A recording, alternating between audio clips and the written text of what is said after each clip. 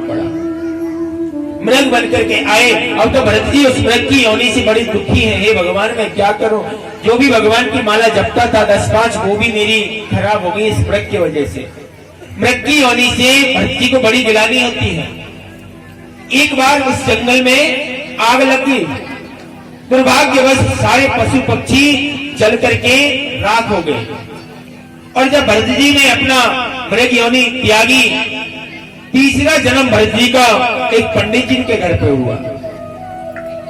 पंडित जी के घर पे हुआ। पिता ने कहा बेटा एक काम करो, ये गायत्री मंत्र है इसे मुझे पढ़ करके सुनाओ। ये गायत्री मंत्र है इसे मुझे पढ़ करके सुनाओ। ये महामृत्युंजय मंत्र है इसे मुझे पढ़ करके सुनाओ।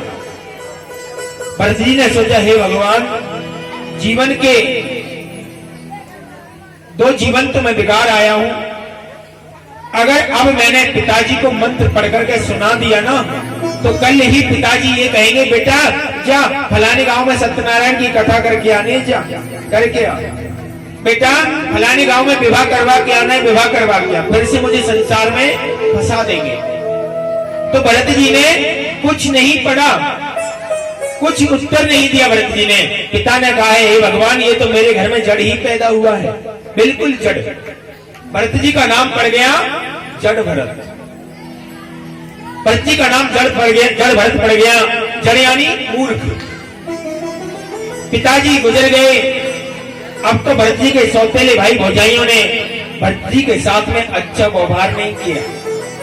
भरत जी के सामने ऐसे भोजन डालते जैसे कुत्ते के सामने फेंकते हैं, ऐसे भोजन देते थे। लेकिन भरत जी प्रेम पूर्वक बिहारी जी को भोग लगा करके उसी भोजन को स्वीकार कर लेते थे।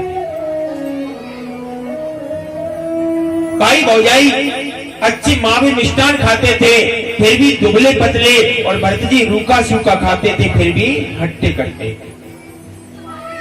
आज भरत जी के भाई भौजाइयों ने कहा भरत जी, भरत भाई आप एक काम करो, जंगल में जाओ और खेतों पे जाकर के पंछियों को बढ़ाना, चिड़ियाओं को बढ़ाना, तुम खेतों की रखवाली करो, वहां जाकर के तुम्हें भोजन आ जाया करेगा।